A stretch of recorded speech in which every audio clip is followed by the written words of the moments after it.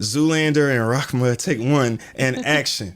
Yo, what do they call me? They call me Devin Zoolander. What's good for the goose is good for the gander.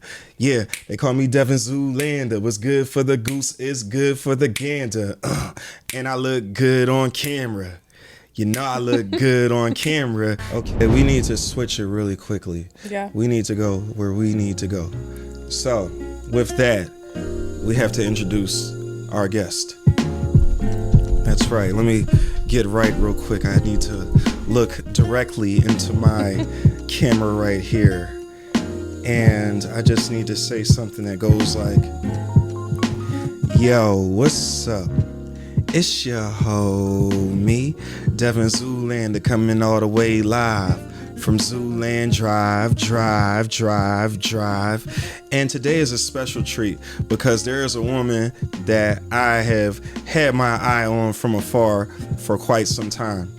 This woman is a beautician. This woman in the gym is a magician. This woman is a beautiful vision. Without any further ado, please give it up for my homie, Rahma. Thank you. Yeah, no doubt. It's what we do, on the fly, you know what I'm saying? Yeah. So just to let you know, you can kind of face me right here. All right. Yeah, but I know you're gonna get your sway on and let me it's a just little fun. Yeah. Swivel. Right, a little swivel going on. But you taller Yeah. than, how tall are you? I'm about 5'8". Yeah. I saw you when you got out the car, long legs and everything. Yep. I see you play it. All right, so speaking of long legs, did you Yes. play basketball growing up? I did not, unfortunately. okay. Yeah, I'm gonna hit one of those sad ones. Yeah. Unfortunately not. My bad. I fell into the stereotype of thinking that's what you did. Volleyball. I did do volleyball for a little bit. Okay. Yeah. All right, cool. In high school. In high school. Right. Yep. What was that experience like? It was fun. I think that the type of women that play volleyball are very competitive and they're very strong and they're just unique individuals. So I definitely liked that that chemistry amongst women. So it was a good time. It was fun, but it wasn't long enough. I felt like I didn't play long enough. Yeah. Do they have professional volleyball players? I'm sure they do. I'm sure they do. Yeah, I never really looked into it just because, basketball, football. There's you a think lot of all other them sports. Right. Yeah. But yeah, I mean, if they got professional bowling, I guess they would have professional volleyball. They should. Yeah, they should. Right. Mm-hmm. All right. Well, I'm glad we're solving the world's problems here. I agree. So I'm sitting here with Rahma, and it's just so cool to meet you. So what I would like for you to do is, because my audience doesn't know you, I would like for you to explain where you're from, wait, let me start over. Where you're from, what schools you went to, Okay. and besides volleyball, what activities were you involved in? Well, I was born and raised in Atlanta, Georgia. It was actually like 20 minutes outside the city in an area called Gwinnett County. I went to Norcross High School, and it's a very intermixed school. I, in my opinion, I thought it was much more diverse than maybe it was, but it was predominantly a white school. But you really couldn't tell. So it was definitely a melting pot that I was used to. I came up here to Pittsburgh when I was about 18, 19 years old. And Okay, so you were already an adult then. yeah, I was already adult then, or just becoming an adult, right? Leaving my parents' house. I got married at a young age. Wow. Yeah, so my parents are very religious, especially my mother. She's born and raised in Egypt, and so I guess I would be like first generation for her family. And my dad, he's African American, he's American, so he grew up here in the States. But my mom really raised me. So I had this like a foreign woman who really brought me up into this world, and it was really different for me growing up, for sure. I never really fit in anywhere because I was never black enough and I wasn't ever Arab enough or Middle Eastern enough. So I think that Atlanta was a good area for me to feel more comfortable because like everybody was something or everybody was kind of intermixed or identified in different groups. So it like helped me navigate through like life by like having my foot into different areas. But it was interesting. But I came up here, moved up here, got married when I was 18, had my son when I was like 19, 20 years old. So I've been here ever since. Yeah. Yeah. So, what else was there? I think what activities besides volleyball did you play, or did you play any instruments? Or? I did not play any instruments. I was like in the media and the drama. I did like the morning news. That's cool. That's cool. Yeah, like something kind of like this where he's like, "Hey everybody, this is what's going on today." Da da da. But I was more like the background, the camera, things like that. I really never got on camera. Yeah. What you should have been because you are camera ready. Yeah. So you definitely should have been. But I think it's all a part of God's plan where you had to kind of come into your own and do it when the situation felt right. Like now you're on YouTube and you're out always promoting your fitness training and also your beautician work. So I think that you are in front of the camera now because it's time for you. You're a more evolved person. I definitely think so. I think I was still trying to figure things out in high school. I think I was confident in myself, but I just wasn't who I am now. Right. Like, solid. Yeah. Yeah. Because that confidence in high school, it can be here one day and then the next day it can be like, wow, I'm the laughing stock of the school, or I don't have the best clothes, or maybe I'm not the prettiest. Maybe I'm not the best athlete. Yeah. Right. For sure. Yeah. So that was fun. I enjoyed that. And I think that kind of led me maybe into this somehow. But it wasn't my focus in school. I was just like, I really enjoyed makeup and hair. I was always late to school. I was always switching up my hairstyle. Yes. I had a friend growing up, Kristen. She was my best friend. She just knew how to braid hair. She was a natural at it. She just knew how to do everything that you could get done in a salon at like the age of 12. Wow. So I met her in like 8th grade, and throughout middle school and high school, I was changing my hairstyle like every other week. Like people would be like, "Where did you get your hair done?" I'm like, "My friend did it in the living room." Like, yeah, because I noticed on your IG, you definitely give us a lot of different looks with your hair. Yeah. Because I didn't know. I was going to ask you before you came. Not that it would have mattered, but I always am interested to see how it's going to look. Yeah. So I didn't know you were going to have the braids, but I love them. They look beautiful. Well, thank you. But yeah, when you go on your IG, sometimes you'll wear your hair, it'll be all out, just all in its natural state, and then other times it might, very rarely, it might be straightened or you might do something else. Right. So I see how that in high school you changing your hairstyle up constantly has carried over into adulthood. Oh, for sure. And I think that was like my specialty, or like what people would notice about me. Like they would be like, your hair is always different. You always look different. You're always dressed differently. Like I never had one style. I always was like different look, different hair. And I felt like I could be anything or anyone by like doing something with my hair. Right. Yeah. I definitely get that, and I think that that's really cool that you were willing to explore like that, especially as a Black girl that deals with not being Arab enough or Black enough. So you're dealing with that biracial identity, but you're able to figure out a way to be the person that you are. And that actually brings me to another point I wanted to ask you about, because I didn't know what your identity was racially until you just said it. So I appreciate you for letting me know. Yeah. But I want to know if you're comfortable answering this question. How do you identify ethnically? I would say I'm a Black woman, I think that just even like being Arab, but like Egypt is in Africa.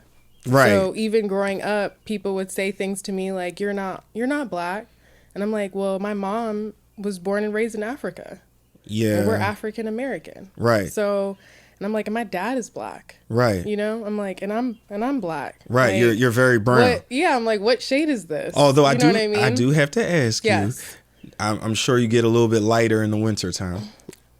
But this is bit. pretty consistent. What you this is bronze pretty, that you yes. have here, Yeah. not that Jersey Shore bronze, but the real. This Yeah. is how you look pretty much year round. I would say so. I think that my skin, like I get a little, like you could see a little veiny, complexion in there, but I think that's that yellow pigment. You know what I mean? Yeah, it's yeah, a little.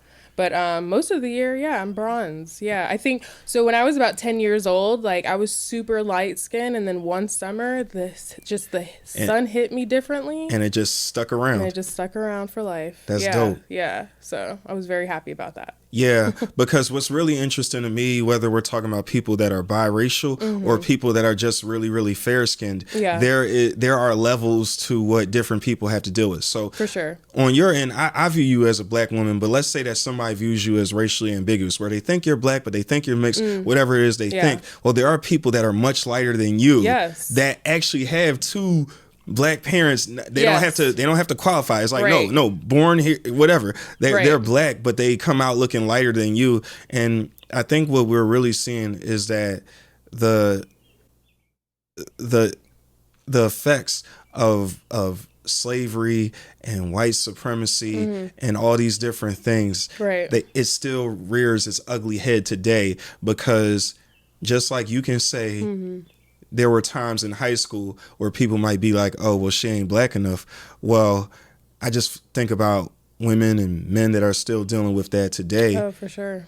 And as a as a dark-skinned person that no one ever questions anything about me, the only time people could ever question me is they might be like, are you Jamaican or are you Haitian? It's like that, but it's still, what kind of black are you? What kind of black are you? Right, exactly. Yeah. But it's not like you're not. But I think sometimes, to use the term mixed, sometimes I have mixed feelings, because on the one hand, I do feel like we need to create more space for people that are biracial, that have different experiences, to be able to talk about what their traumas are with the way that they look and how that affects the way people see them. But at the same time, I think there's also a privilege that comes with being racially ambiguous, or being seen as less black, or having your proximity to whiteness is greater than mine. Right. And I just think that all things can be true. It can be true that you were harassed and that you were bullied and that you have a story to share, but you also have to understand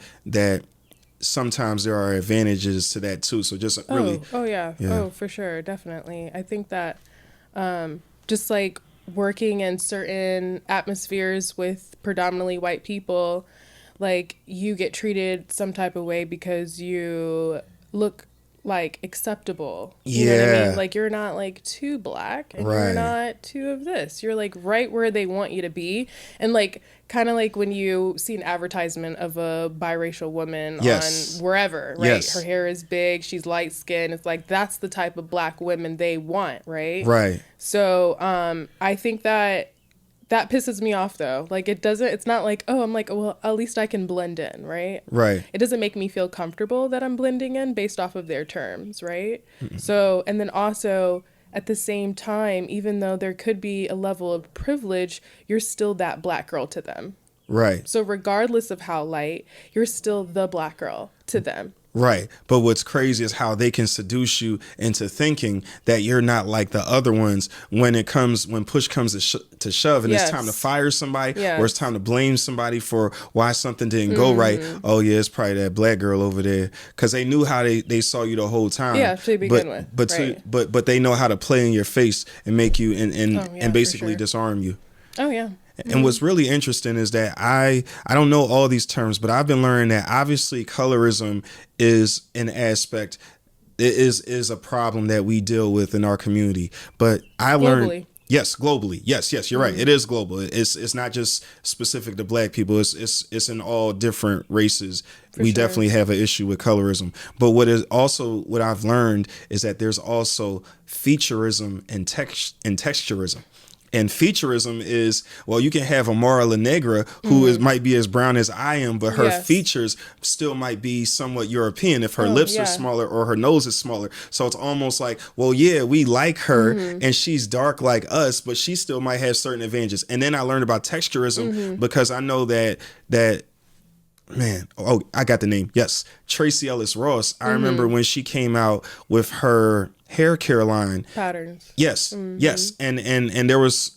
I wouldn't say a lot of backlash, but I think within the Black community there was some pushback, just because I think on the one hand, from a talent perspective and from a charisma perspective and just everything that she, in a comedic perspective, she is, to me, deserving of everything she's received. For sure. But when we start having the conversation about hair textures and the woman that is being pushed or seems like has a little bit more of a machine behind her happens to be lighter skin, biracial, and her hair might not be 4C or whatever all the other textures are, then you get into something where it's almost like we're happy that we have representation, but at the same time, though, sometimes it gets annoying that if we are going to become president of the United States, he's not going to look like me. He's going to look like Obama.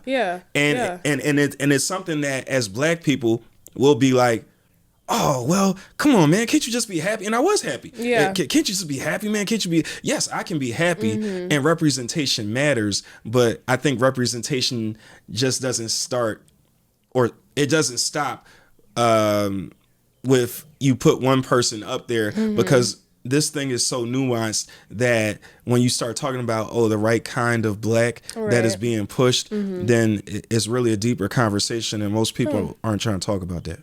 I think people should definitely be talking about it. But I think that also understanding that it's not about light skin, dark skin. Like, I feel like we're always trying to separate each other from something. And I think that even like growing up is like, oh, you're not Black enough. You know what I mean? It's like, we should just be accepting of one another because we are the minority. And it's like, why do we have to constantly put each other in categories of being Black? You know what I mean? And then if we were more unified in that aspect, then there wouldn't be any like segregation among our own group of people.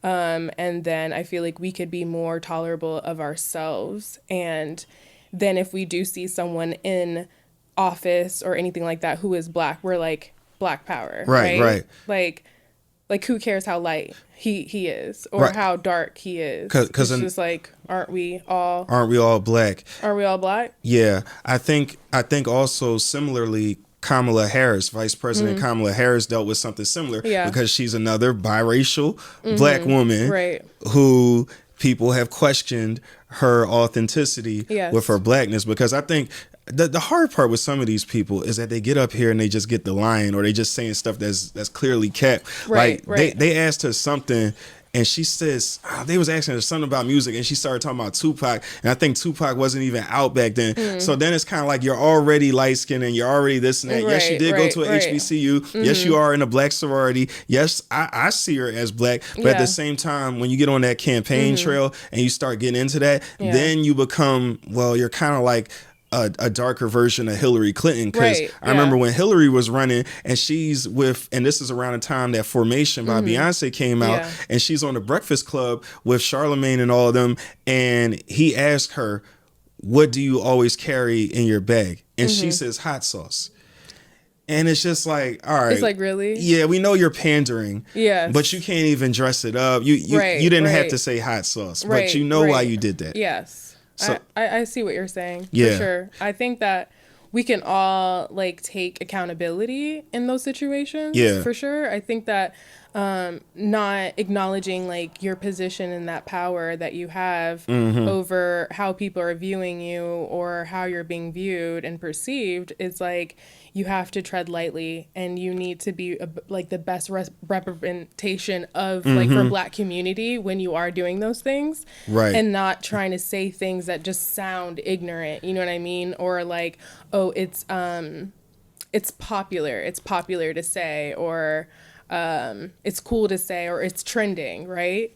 But yeah, I definitely see what you're saying. And one more thing I wanted to bring up to you, because I didn't know we was going to be talking about this, but I think it's good because and then this all started with you telling me what your identity is. Yeah. And there was this term I learned. I don't fully understand it, so I'm going to be transparent and say that I don't fully understand it. But there's this term called positionality.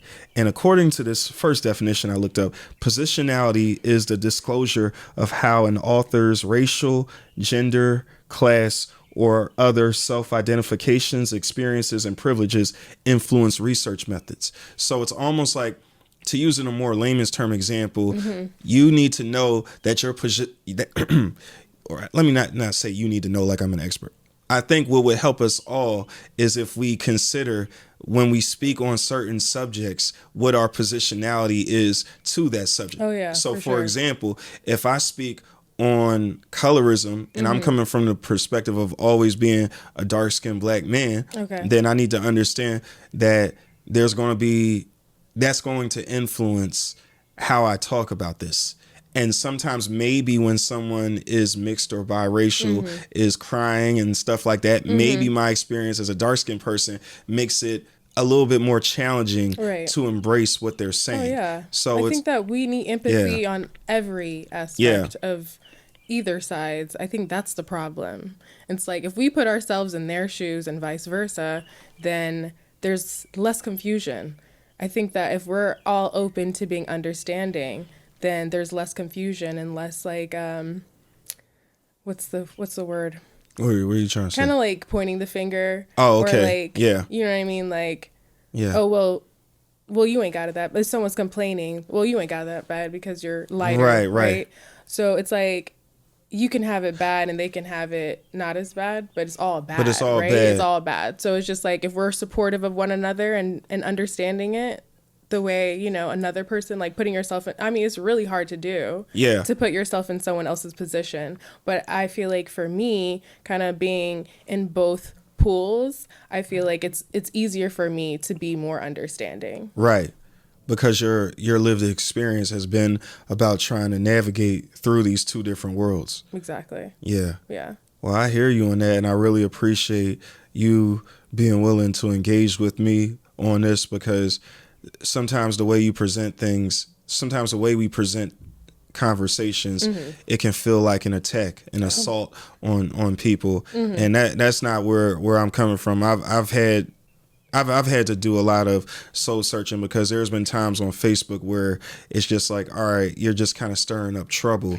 And the way you frame a question definitely sets the tone for the discussion that's going to happen. Now, sometimes people are still going to go left no matter how you ask it. But what you put out as far as the energy and is there bias, whatever you're saying and what you're doing, it's almost like a guy saying that, why do women do this instead of in the way? And if you follow his history, he has a history of asking things that are aggressive about women because maybe he's had some issues with women in the past. Okay, yeah. So I want to do my best I want to get better, improve at posing questions and starting conversations that can be helpful and productive. So it's work in progress. Yeah. My dad always used to say, it's not what you say, it's how you say what you say. And that stuck with me like my whole life. Yeah. So I feel like even like when I was in beauty school, the teachers would always say, you can literally teach someone how to do hair, but you can't teach them how to be good with people. No, you can't. No. You can't teach them customer service. You can't teach them how to read the room or be emotionally intelligent. She's like, either you got that or you don't. Right. And at least you need to have, if you don't have it, then you need to be able to take constructive criticism when someone brings it up to you. Yeah, good luck. And try to work on it. But like you said, if you don't got it and you just used to talking to people crazy, then you just going to keep doing it. Oh, yeah, for sure. Yeah. Okay, I got you. Well, thank you very much for allowing me to build a deeper conversation off of your personal identity. And I think it's really important sometimes for us to put all of our cards on the table so that we can have a healthy discussion. So thank you for that. Definitely. No problem. All right. What I'm going to do right now is I'm going to restart all these cameras because I know they're probably going to be shutting down soon. It's 7:31, so being respectful of time, we're going to try to give it like 25 more minutes. I know you got to be somewhere at 8:30, so we'll be right back. All right. And what I need for you to do right now is I need for you to press this button right here. Okay, Lamborghini Mercy. Yo, chick, she so thirsty. I'm in that 2C Lambo with your girl, she tryna jerk me. Okay, Lamborghini Mercy. Yo, chick, she so thirsty. I'm in that 2C Lambo with your girl, she tryna jerk me. Lamborghini. Yeah, I messed up at the end, but it's all good. Alright. Yes. And we're back. Devin Zoolander sitting with the one and only Rahma.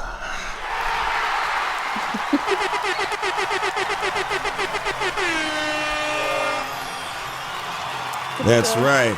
She is one of a kind. And as I can attest, she looks better in real life than she does on IG. Wow. Ain't that right, people in the machine? Thank you. Yeah, they agree with me. All right. So to keep it moving, I would like for you to tell me, when did your fitness journey begin? Probably personally, my own fitness journey began when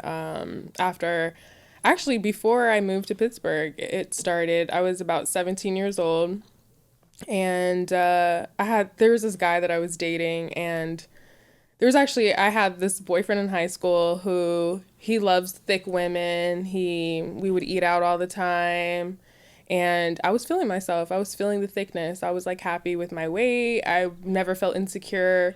And then later on, I started talking to this other guy who was like really into like his physical. He would work out, things like that. And he kind of took me off guard, and he was like, have you ever thought about working out? And I almost took it as an insult. I'm like, Right. Well, yeah, what are you trying to say? Right. And so, honestly, it kind of pissed me off. And I was just like, because I'm with this other guy who always like made me feel good about the way I looked. Yeah. And I never felt like I needed to change. You never felt insecure with the other guy? No. So, then I had a friend, her sister, and my best friend, Kristen, the one that was doing my hair. We decided that we were going to start doing Insanity, and that's that Sean T. So it was like a 2-month program. We would like work out in the living room, the three of us, like in a small little tight living room, and we would come every single day for an entire month. And the only day off that we had was Sunday. And I was just like not really into it. I was just like, I'm tired. I'm a super big complainer, and I'm like, I don't want to do this. But I had friends that were always motivating me to come, so I showed up. And little by little, like I was like noticing a difference in my body. I was noticing that I was sleeping better. I woke up with more energy, and like I'm a teenager at this point, but I still like noticed that there was a complete shift in everything in my life. Like my body looked different. I felt different. I was sleeping differently. And then like a year later, that's when like I got engaged, married, and all that. So all of that kind of happened very quickly. And so after my son was born, I think I gained about 50 pounds, and I was so uncomfortable in my own skin. And I was just finding ways to be active, getting active, eating better. I started working out.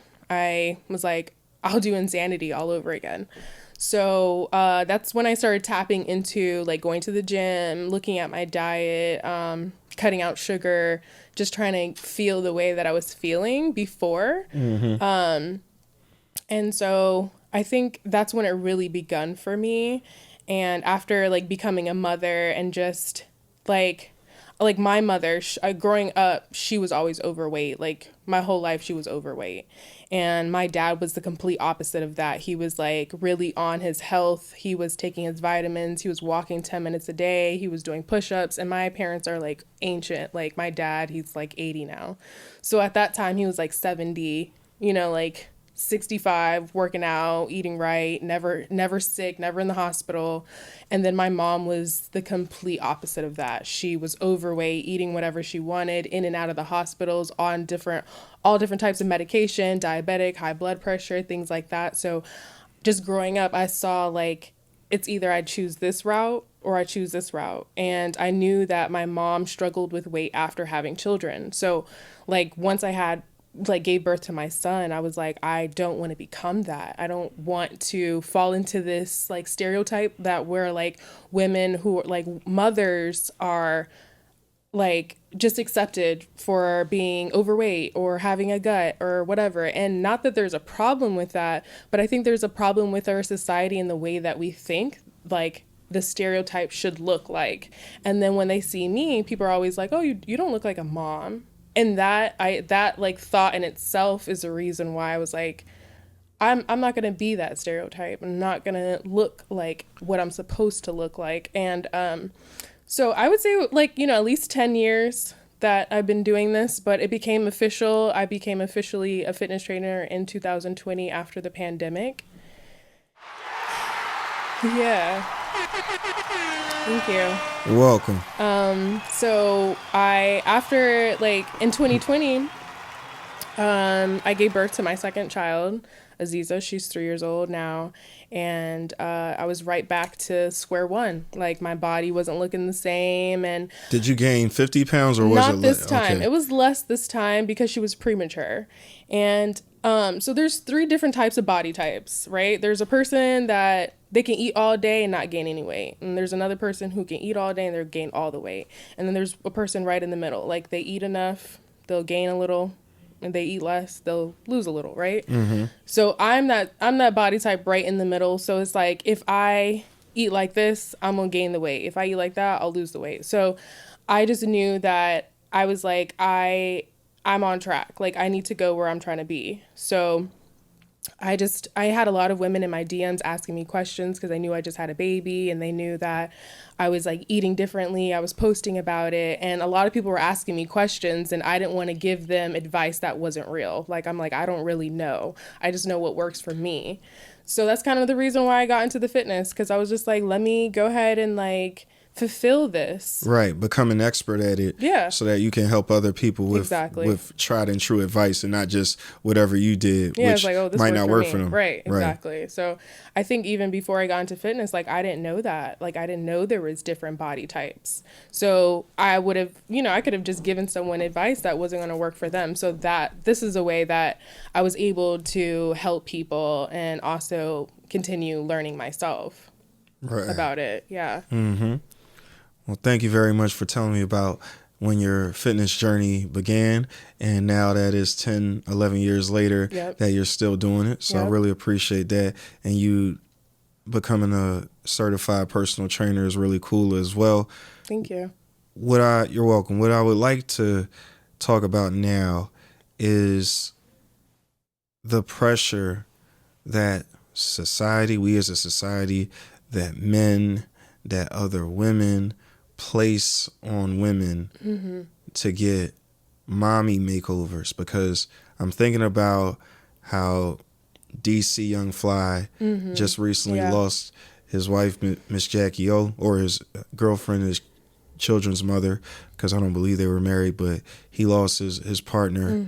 And I don't know all the facts, but I've heard that she was getting several procedures done at the same time. It was almost like a package deal type thing. Yeah. And I think that it's really sad that happened, but I think there's a way for us to have the conversation to that we can talk about how there's a healthier way to do things without vilifying the women that go under the knife and do different things, because insecurity, body dysmorphia, these are real things that impact us all. Yeah. And I just wanted to get your feedback on just the pressure that women face to look like IG models. Yeah, I mean, I feel like I experienced that myself for sure.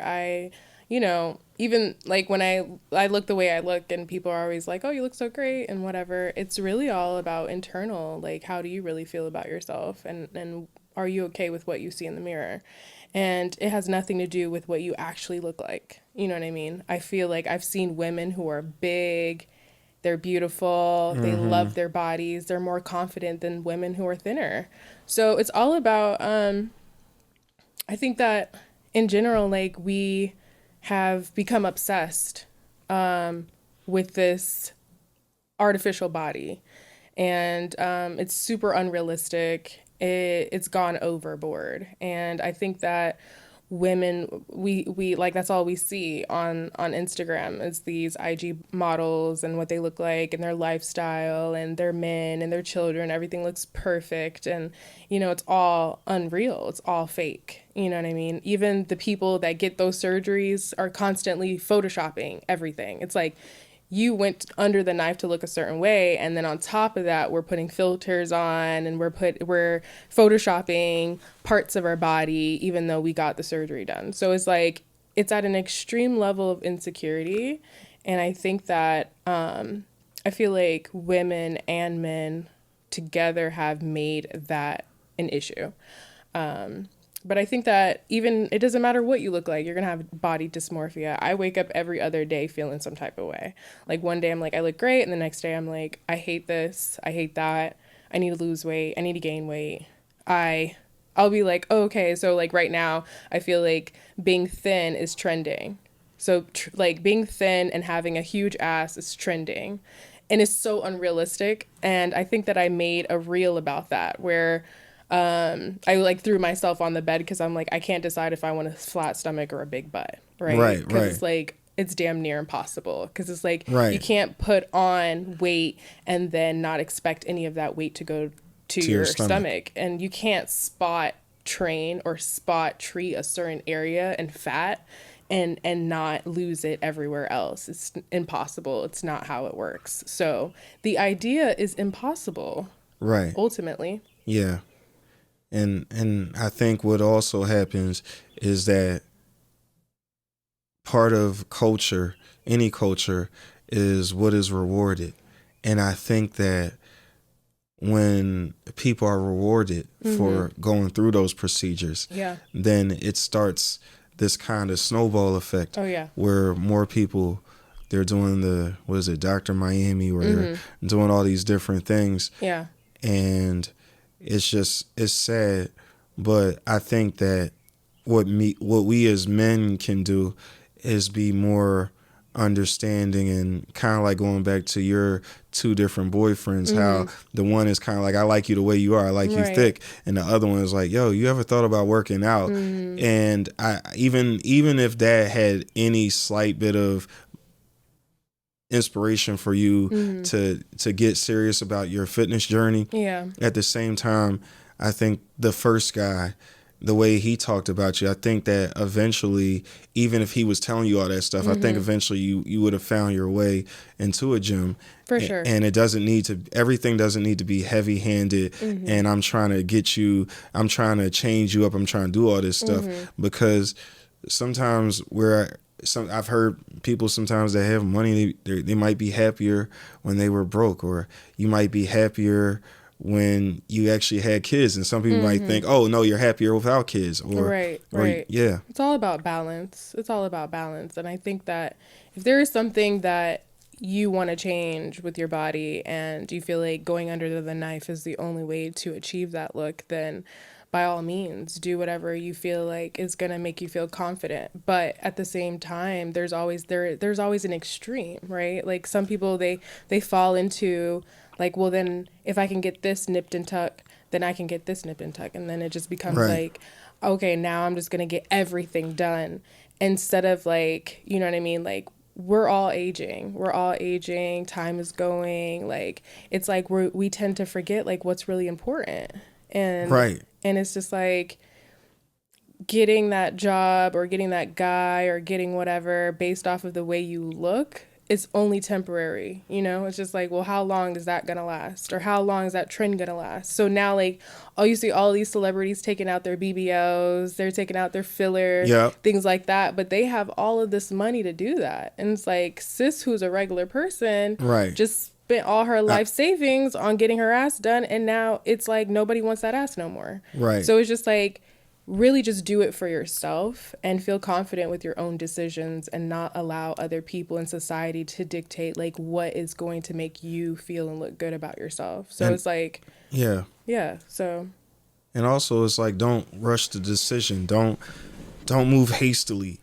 Don't be thirsty to do this. Right. Like, go read reviews. And then even when you read the reviews, if you see one review that was negative or one review where someone died, Right. then you don't need to go there. And Yeah. you need to take as long as possible before you do that, just because there's always somebody, there's the official tattoo artist, and then there's the tattoo artist at the tattoo party. Right. With alcohol and everything. And maybe when you get the tattoo done at the tattoo party, maybe it doesn't come out with the same level of detail and just sophistication that you would get if you just booked with someone who is more professional. Absolutely. And I think that the same thing can be said about when you're considering doing body modification surgeries. So I'm glad we could talk about that. And I think that we need to be able to find out where the root of our insecurities are coming from. Right. Because if we don't explore that, then we're just going to keep doing things to cope with it. But the coping mechanisms that we're resorting to are very unhealthy. Right. And they're not sustainable, because even with the surgeries and everything, because I know the Kardashians are very much the poster children for all of that. Right. And they're not the only ones that do it, clearly, but I'm just saying, as far as having the most money in the beauty industry and all that, the Kardashians are an empire. But when you think about a Kylie Jenner, she started young. And like a podcast I was listening to with these two women, when you start young like that, it's like forever. You got to keep doing it. Yeah, you do. Yeah. Yeah, it becomes a forever thing, for sure. Yeah. And I don't think a lot of people understand that when they get into it. No, they just do it to get whatever they need to get in the door, because you start to think about it. It's almost, I remember I was watching, I think it was She's Gotta Have It a few years ago on Netflix, and there was this one scene where this girl was trying to work at a club as a dancer, as a stripper, but the dude that was running it, he wouldn't let her because she ain't had a clapper. So she had to go get the surgery done. But when she got it done, she was screaming, hollering. It just, when you see somebody with a needle and they're doing that, even though they didn't show all of it, it just looks very, very scary. It looks like abuse. Yeah. And it's just something that I think we need to be cognizant of, because I even heard Nicki Minaj one time say that Lil Wayne and some of the other people in Young Money, they used to say, oh, Nicki got a flat butt, and they used to say that about her. Yeah. But when you want to be the woman that's accepted in a predominantly male industry, then you kind of take the jabs, and you want to look the part, but you also,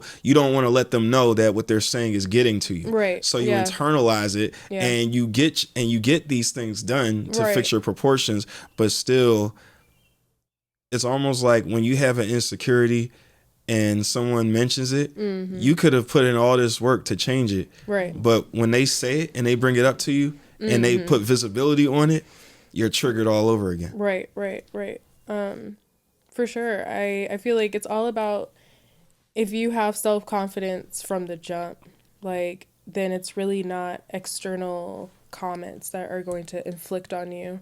And I think that if we as people would bring each other up instead of picking at each other, I feel like then we would have thicker skin, and then those things wouldn't necessarily consume us.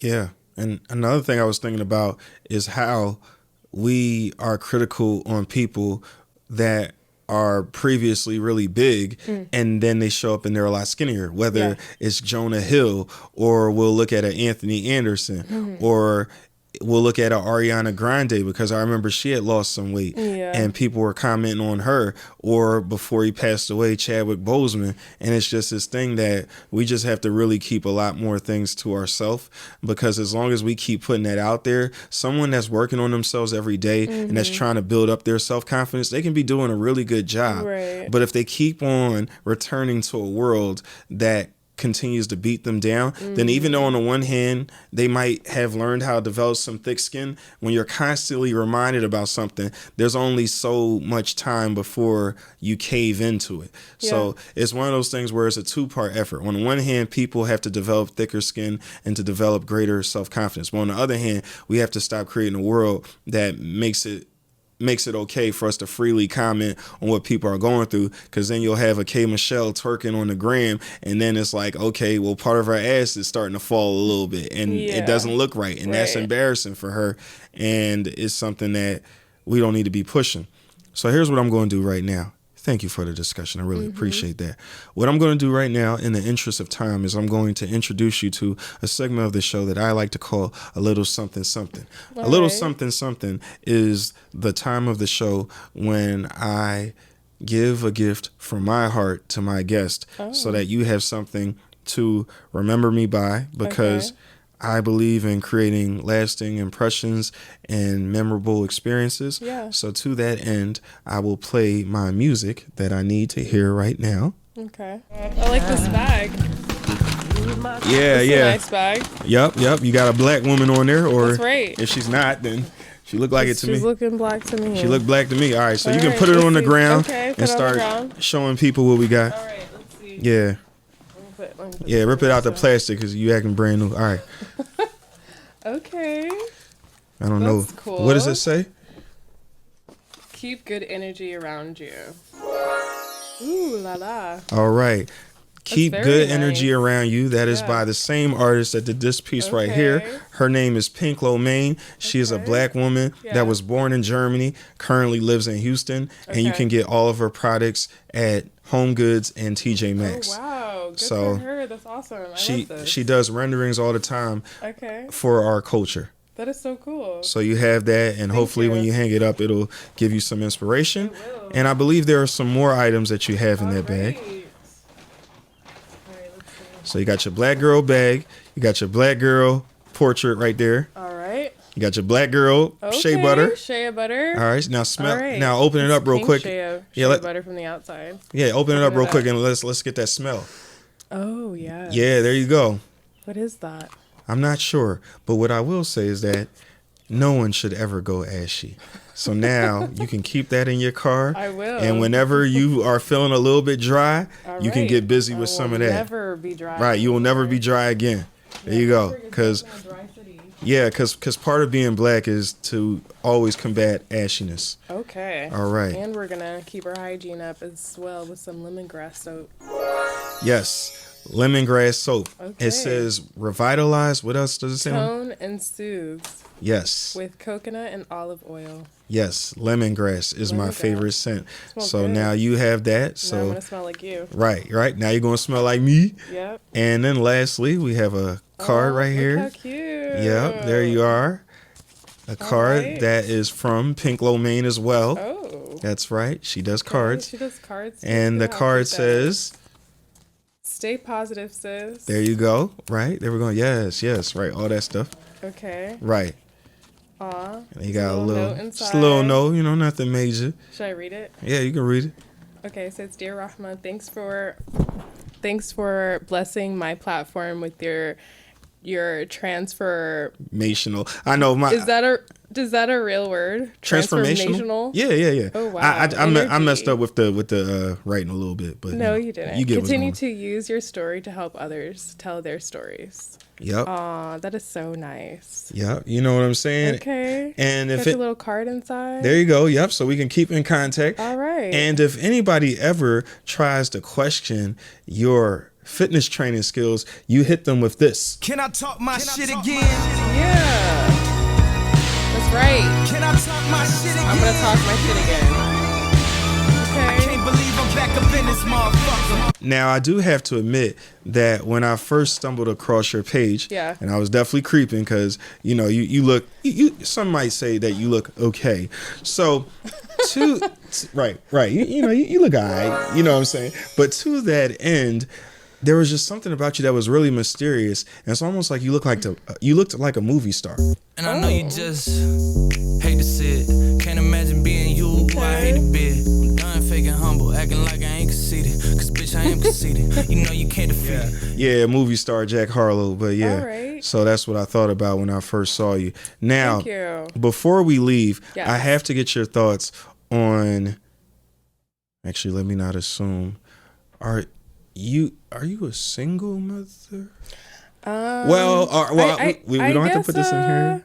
I don't know when people say single mother, what do they mean? By Right. Single mother. Single, okay, right. Not single like you're. I guess. So I'm asking. Am I single? Right, and Am a I mother, because we single? know your mother versus Yes. are you a single mother? Because I feel like there's single mothers that who raised don't it. have help, right? Right, yeah, like I they're don't doing mean it. that, They're doing yeah. it single, Yeah, right? They're yeah. doing it all by themselves, which Yeah. I am not. Right. Dads are actively in their lives, so Good. that's good. And Shout out to them. Shout out to the dads. Oh, my bad. I'm sorry. Da-da-da. Yeah. Shout out to the dads doing what they're supposed to be doing. Yes. Yeah. Okay. Taking care of the kids. Yeah. Yes. But yeah, right now I'm in a separation. It's a, I don't know. It's a separation, right? Gotcha. Like, so it's a little, like, I am the type of person that will always get married. Like, I will be married. Like, I don't necessarily like date around, and like, I will date to get to know you and see if you are, worthy, right? Right. But I think the ultimate goal is to be married, like, I don't see myself just being a forever girlfriend. Right. So some people, that's how they are. They don't want to get married. And I'm one to want to fall in love and get married. So I'm currently in my separation from my partner. Who knows what that turnout will be? I feel like it's too early to tell, and it is too deep into the separation to say that I am, in a relationship. So Right. Well, it's complicated. I hope that I wasn't being too invasive. No, not at all. I just figured We can that. let the people know. Yeah. They can find out. Yeah. Because I'm sure people, they're gonna see you on the show, and it's gonna be a lot of Dev. Who was that? It's gonna be like that. I'm gonna look back at the show and be like, damn, who was that? You sitting right across from me, but Don't forget. Yeah. All these presents. Right. Got your card. Right. No doubt. Well, we are going to get ready to bring this to a close. All right. Nice, calming, cool, collective vibes. Yes. When I'm in Your Arms by Cleo Soul. Okay. Let me do this. I'm staying on this time. All right, cool. I don't know why I wasn't earlier. But anyway, here we go. Let me do this the right way. All right. Yo, what's up? It's your homie, Devin Zoolander, coming all the way live from Zooland Drive. Well, Rahma, we are at the end of our show, but before we go, I would like for you to offer some words of wisdom to my audience that you say to yourself whenever times get rough. Well, tomorrow's not promised. Live in that moment, cherish every moment, have a good time. Just be positive, right? Like, everyone has that day or that time or it's a wrap, and we just don't know when that's gonna be. So you might as well just cherish it and live it up. Best way you can do it. Get outside, be around good, positive people, eat well, travel. Work out. Definitely work out. Sleep well, eat well. I saw your post 8 to 10 hours of sleep. That's right. Yeah. Right. Sleep good. Yeah. And don't let anyone really bother you. Don't let anyone get under your skin. Enforce your boundaries. Exactly. Yes. Yes. I got you. Well, a little bit for that because we appreciate you right with that.